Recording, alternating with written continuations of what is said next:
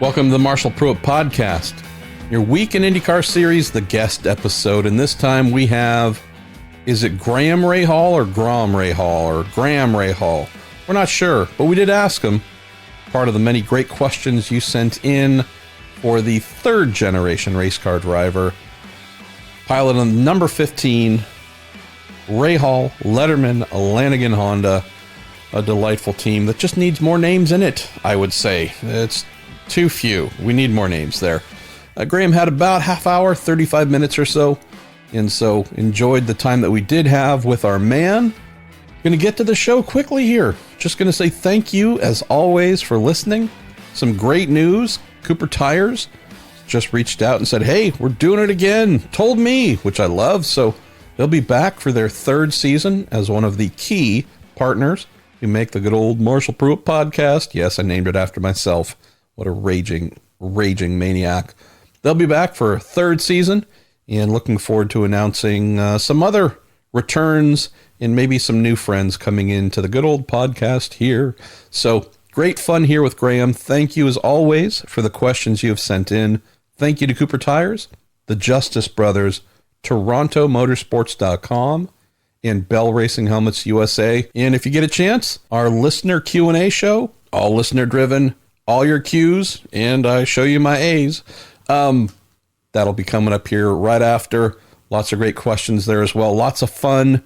The number of silly questions that come in are increasing, and those are also becoming some of my favorites. So in that one, which I just finished recording, gave away some gag gifts for Christmas to IndyCar drivers. So might listen to that and some of the other questions that came in, and a long piece to close on the future of engines, keeping in mind an engine could be one that is combustion, could be electric.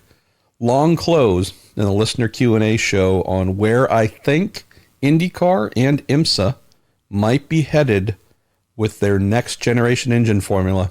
I know that they have announced what they're doing for 2022, both here on the open wheel side and there in the DPI prototype category. Close the listener Q&A show.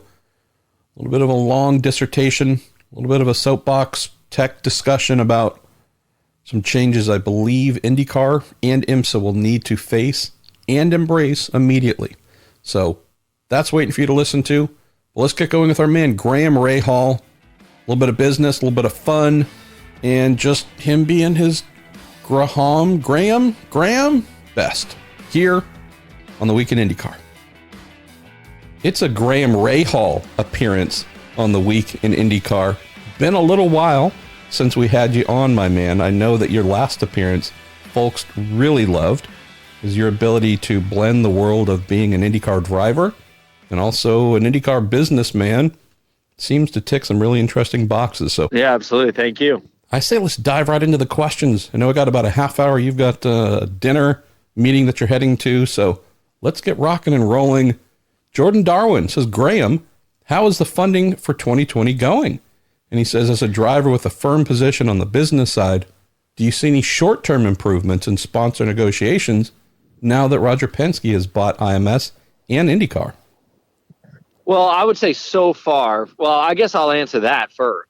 Talk about that first. And I think it's a great thing. I think there's a lot of people that are skeptical, and I think as everybody should be, that hey, a team owner now owns the series and owns the track and everything else. But, my sense is that that there is going to be no influence there, particularly on the series side. The track side, I definitely think Roger's going to take it to a whole new level. And I'm extremely supportive. I think it's a great thing that just happened, to our sport. For reference, from what I understand, both Liberty Media, F1, and NASCAR tried to buy the Speedway and the series. And if anybody thinks that those two are going to really help try to boost IndyCar racing, they're mistaken. And so I definitely think it's a great thing that Tony George struck this deal with Roger and the entire Penske family to take over. So, to answer the real question, has it benefited us in the short term? No.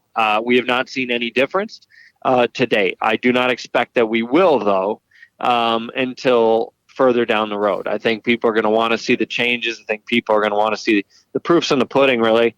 What's going to come of that is going to be important. but on our side of things, we're pretty fortunate. Our staff has worked very hard to get long-term commitments, and I think that we've done that. All of our deals are long-term deals.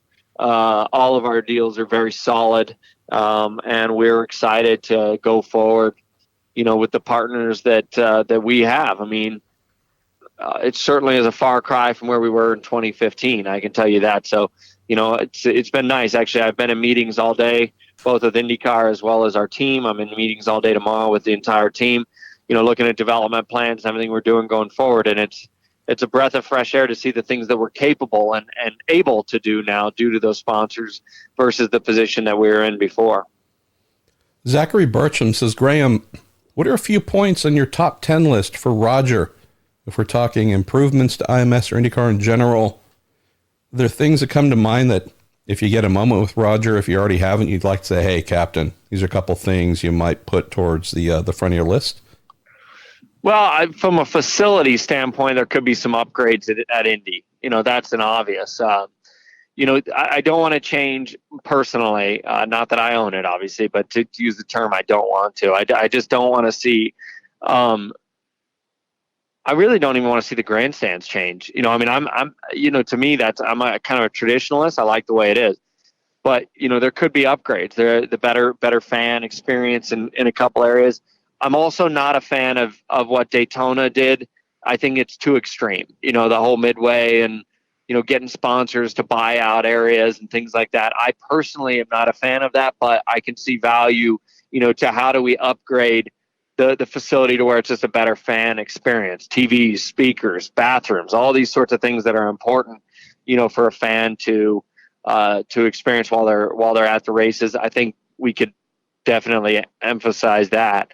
I think that Roger's poll will be hopefully bring another OE to the series. I think that's got to be point number 1 or 2, certainly right there, is how do we get another OE? Because the series is really on the verge of greatness. It really is close to having a major breakthrough. And that, to me, is what would make it happen. So those are a couple of things that I think are fresh off my mind. Roger does everything to the highest standard, to the highest level of class. As we all know, the Penske appearance is so important, and you better believe that's going to include the Indianapolis Motor Speedway. I mean, that place is going to look spectacular. I guarantee you there's going to be venue renovations and everything else. It will be better. Graham, we have Jack Homan who asks a question that you get every time you visit, and it's some variation between you and your wife driving one another's types of cars. Jack says, Graham, who would be faster, you in the funny car or Courtney in your car on an oval? Says, yep, it's a loaded question. Well, I mean, look, I'll put it this way. I mean, I think that, obviously a lot of drag racers are very capable, including, my wife. I do think it's easier from a processes standpoint to jump in a funny car and go. It is very straightforward. I'm not saying the driving aspect. I'm saying from a process standpoint, the way you stage the car, the utilization of the clutch, there is no shifting. There is no electronics that the driver directly has to use. You basically flip the switch to turn the thing on, turn on the fuel, which is a lever, and off. When you go to stage, let out the clutch, hold the brake, and go. I simplify it there. Obviously, I've been around a lot, so I do know the procedure well. An IndyCar is just so tricky now with the electronics. I mean, even just a hand clutch and learning how to shift and all. She can drive a manual, but, let's be honest, a lot of people, that's a very foreign thing. So it would be easier to jump in a funny car and go. It would be significantly harder to jump in an Indy car and go fast. So I think that's the long and short of it. Even my father-in-law, who's a diehard drag racer, obviously, and thinks it's the end all be all, he would give you the same thing. And he's told me before, Graham, I could get you running no problem in a funny car. Even if you had never drag raced, I could get you running just as quick in a day, is what he said to me. That's not going to happen in an Indy car, but I think there's a lot of people that are certainly very capable. in that sport, they could do well.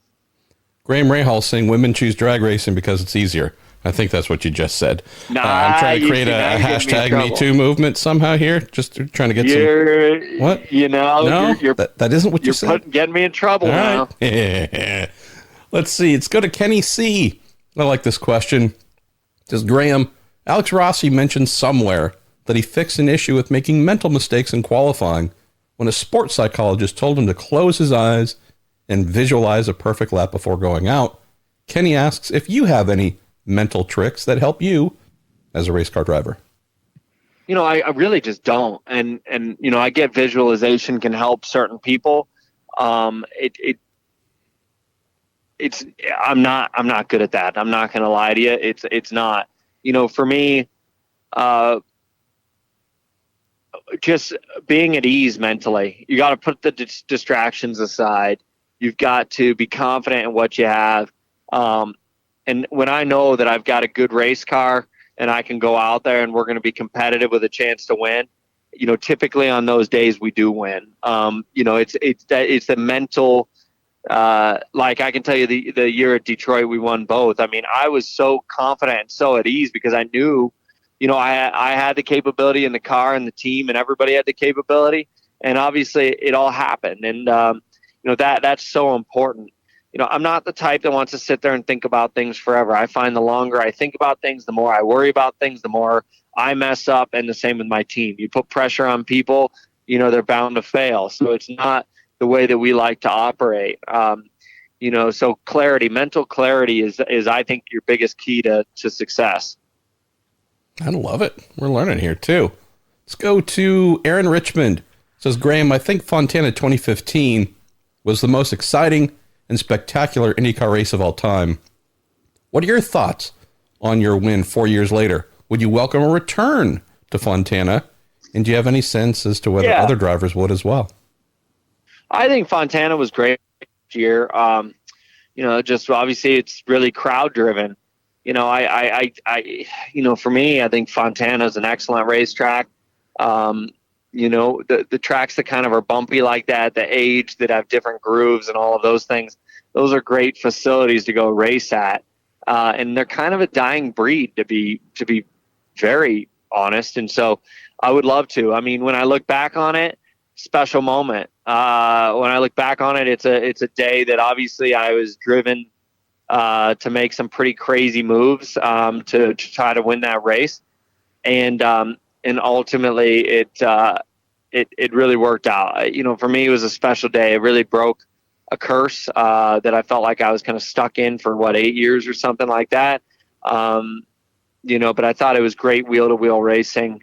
And of course I'd love to go back. Let's go to Dean Ackerman. It says, Graham, many teams, title sponsors, even the series branding deals have come to an end when that company's CEO leaves the company. He says the next leader at that company, maybe they don't like racing or just wants to do the polar opposite of the last CEO. He wonders if that was the case with Steak and Shake, which was a popular sponsor of yours. No, if I'm frank about Steak and Shake, actually, I had lunch at Steak and Shake today. If anybody wants to know, they have a great grilled chicken salad with buffalo sauce. There's my pitch. But no, seriously, they do if you're in a hurry. And I have a free Steak and Shake card, so it was a free lunch. Look at that. No, if you want my opinion, they got the best deal ever. They came in when we were dying and we just needed any deal. We took it. And the first year, the number 15 car was the most valuable car on the grid in 2015. We won, obviously. We were up front. We damn near won the championship.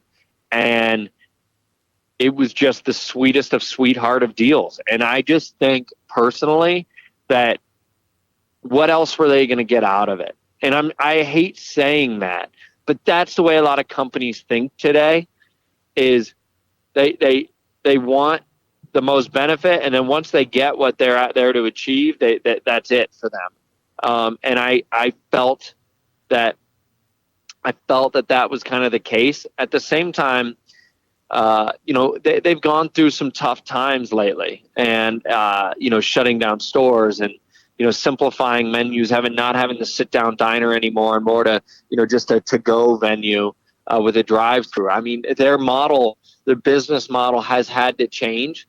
And, even when we worked with them, Steak and Shake is very financially driven. I mean, we had a lot of opportunities B2B with, different bacon suppliers, different, Monster Energy was active. Monster was a sponsor of mine personally at the time, wanted to replace Red Bull. Monster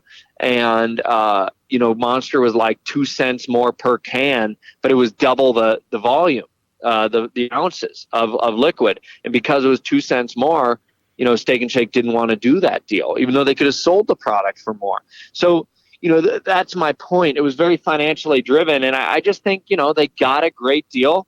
We went off the charts there in 15, 16, 17.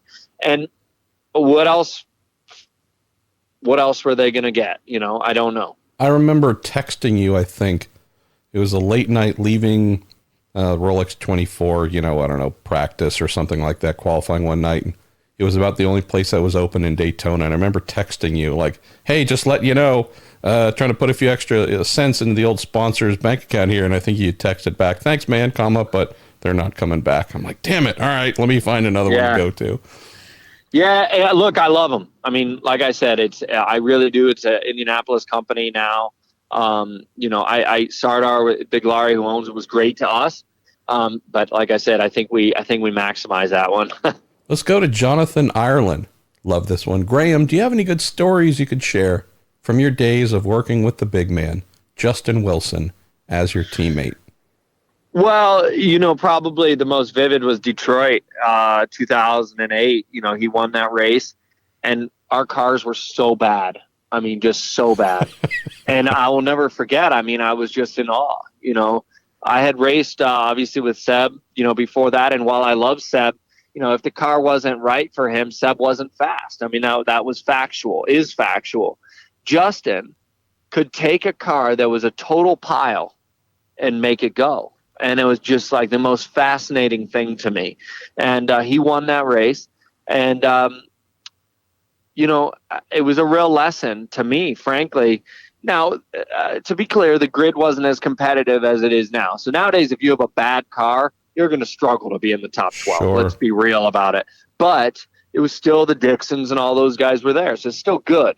And, it was just a great lesson and putting your head down and just figuring it out and making it work. And I learned a lot. I learned a lot from that guy as far as, performance.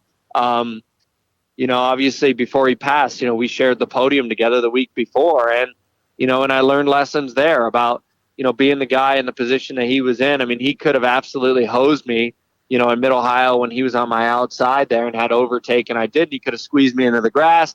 We would have taken each other out. Well, big deal. He's only doing a couple of races. That's not who Justin Wilson was. And I like to think that that's not who I am, and I think there was a lot of life lessons. My wife will tell you, people think it's all smoke and mirrors and people can post, about JW all they want or whatever. I talk about that guy a lot, talked about him the other night at home with my wife about, just future planning and trying to be smart and take care of my family and, prepare if something were to happen to me. As much as you hate to think about that, he influenced me in many ways in my life. It's crazy to think how long ago 2015 feels like without him being here. Oh, and sure. I'm not trying to turn things sad here, but I mean, and a lot of people know that he and I, he was among my best friends in the world. And it feels like he's been gone for 20 years. And I think a lot of folks who knew Justin feel that way because he had that kind of impact and held that kind of bigger presence in their life. We all have friends. We've all had friends for many years. Not all of them feel like they're a big part of your daily life, whether it's on the phone or, as you mentioned, just things you carry with you. They're always there. So, oh yeah, just feels like it's been forever. Let's go to John Ashcraft. Says, Graham, any plans on moving into a car ownership role like your dad and others have done towards the end of their careers? I've always said no. And in fact, this question came up recently, from my dad. Hey, what do you think? Not about taking over now, but about in the future. Is it something that you'd be interested in doing 10 years from now? And I've always said no, flat out. I see the stress that it puts on my dad. I mean, people can't imagine. And like I said, we're very appreciative of the sponsors we have now because that stress has been greatly reduced over the last few years. But in 2015, when things really were not good, to see what Dad and Mike and Dave did to keep the team operational, and the commitment that they made, I don't know if I want to be that guy, because number one, financially, I can't afford it. And number two, that's a lot of weight. I mean, it is flat out. It is a lot of weight on your shoulders at all times. But then I sit back and I think to myself, there's nothing I love more than IndyCar racing. So when that time comes, my real, when I'm really faced with that decision, my decision may change is what I'm getting at. You never know. And that's what my dad always says, this sport made him who he is, and this sport is what he loves. And so what else is he going to do? That's what he always tells me. And that's probably, an accurate statement. Just think about this. Bob had hair down to his ass at the start of 2015. It all fell out as a result. Well, not as of 2015, but he did have long hair, back in the day. And I got some great photos that were recently sent to me of that. So maybe those will pop up on social here soon. Bribery. I love it. Speaking of dads, Joey of the Prius says, Graham, can you confirm or deny that your dad is actually Billy Joel? And has anyone seen your dad and Billy Joel in the same room? I got to admit, man, today it looks like the same guy. Yeah, I don't. He is not, and I don't think he has the talents that Billy Joel does. At least certain talents, but unfortunately, no. I cannot confirm that. I'm sorry. Ben Cohen asks a question that might lead you get some interesting questions on here. We haven't even gotten to the interesting ones. Ben Cohen, great friend of the show, says, Graham, do you listen to the Week in IndyCar podcast, or do you take in any non-racing entertainment in your free time?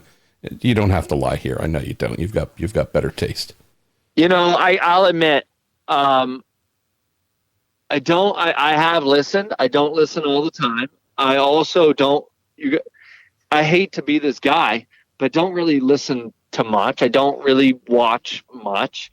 Marshall, you and I just talked about this, but typically life has me a little bit overly occupied right now, particularly in the off season with, I've kind of stepped into the role and leading the charge a little bit more with the dealerships and things like that. So I'm pretty occupied. I do get very envious of guys that have time to go to movies and stuff like that. That hasn't been me. The one thing I absolutely always take in, and people know this, is I do not miss a Buckeyes football game. I mean, if I will do whatever I have to do to get that on my phone, TV, whatever. I'm going to rename this the Weekend Buckeye IndyCar somehow. Maybe then I'll get your consistent participation. Let's go to our pal JJ Gertler, who says, Graham, what's the most challenging part about being a taller driver? And he says, what's the best part besides being able to stand next to Allmendinger and see everything? Well, best part is I'd rather be tall in daily life. I'd much rather be a tall human being because my wife would have never married me, or any female that I'd ever met before that, I hope my wife's not listening, would never have been interested in me if I was 5'4". And to be frank, I like being tall. The downside is I'm heavy. It was interesting. Yesterday I did my driver physical. My resting heart rate is 34 beats. They said I have the lowest resting heart rate in the series, which Holy crap. Which tells you that my physical fitness and my heart condition is very, very good. But yet I'm the heaviest guy in the series, probably by 10 pounds over Daly or maybe Ryan or somebody like that. So that gives you an example. I'm not saying I'm the most fit guy, but I'm saying, so I don't slack off, but I'm big. I'm a big bone guy. Rossi's big. He's tall, but he's got that really thin build. You guys have seen my dad. I mean, I blame it on Bob. I mean, genetics. I'm not a rail. I'm just not. But yeah, I would much rather that in normal life. It's just where it gets really hard, to be completely honest, is when I drive the sports cars. Yeah. Because I weigh 60 pounds more than Elio. And probably more than that over Ricky or close to. And they don't ballast those cars to get even. So for me to match lap times when I'm carrying 60 pounds more around, that does have an effect. You're an engineer, and you know that. That's 0.6 of a second right there. But that is the way that it is. You have to overcome that. Not an easy thing to do. Well, as a fellow, quote, big bone person, I just lied to myself. I know what you mean. And my wife has told me the same thing. Like, if you were 5'7", I wouldn't have married you. So it's not like I'm tall. I mean, I'm 6'1"-ish, maybe. But I would be single otherwise. All right, we got, what do we have here? I got about 5 more minutes or so before I got to let you go. Let's get through a couple more here. Jared Burcham, love this one. Graham, you have a great collection of Ducati motorcycles, and most are 0-mile bikes. Is there anything in your contract that says you're not allowed to ride a motorcycle on the street? And which bike in your collection right now is your favorite? Well, no, nothing specifically states that. I bought a bunch of them over the years. It hasn't been I've kind of showed them recently, and I think Ducati wants me to do a big story for them on it. With Drive magazine or Drive, the Drive or whatever they call themselves and all that stuff. But, I when I was a little kid, my dad had a yellow Ducati Super Sport, and man, nowadays they'd never let you do this, but he used to just put me on the back, and when we'd actually start moving from the stoplight, he'd just reach around and just grab me, and we would just go blasting down the back roads like that. And it was greatest memories for me. People wonder why I'm such a gearhead. It was times with spent with my dad. And so, it just kind of evolved from that. I love Ducatis, their artwork. They're in my house. My wife's nice enough to let me do that. But yeah, I've got way too many bikes. I'm not, proud of that, but I do think they're really solid investments. And for me, which is my favorite is probably, that's a really loaded question. I ended up meeting Chris O'Hare, who's the head of sales for Ducati North America. And so every new bike, every special edition new bike that comes out, they give me number 15. Wow. And so I do have a really cool series of number 15 bikes. Probably the most special I've never shown on social media is a 1993 Ducati Super Mono, which only 65 were ever made. It's probably still the lightest motorcycle made ever. Most were crashed because they were race bikes, that were basically out of the box race bikes. I found this thing in a collection with 0 miles, and it happened to be number 15. Wow. Look at that was it, because I frankly, I never really was interested in a Super Mono, but it was kind of just a perfect scenario. And so that's probably the most special bike that I have. But yeah, I don't know. Their artwork to me, they're so beautiful. And I don't know. I don't know what to do. Oh, so the contract part, no, technically no, I can go ride a motorcycle, but if you've driven on the streets with distracted drivers, the last thing I need to go do is ride a motorcycle. It's actually safer to be on track with 23 or 32 other IndyCar drivers. What exactly. A crazy proposition.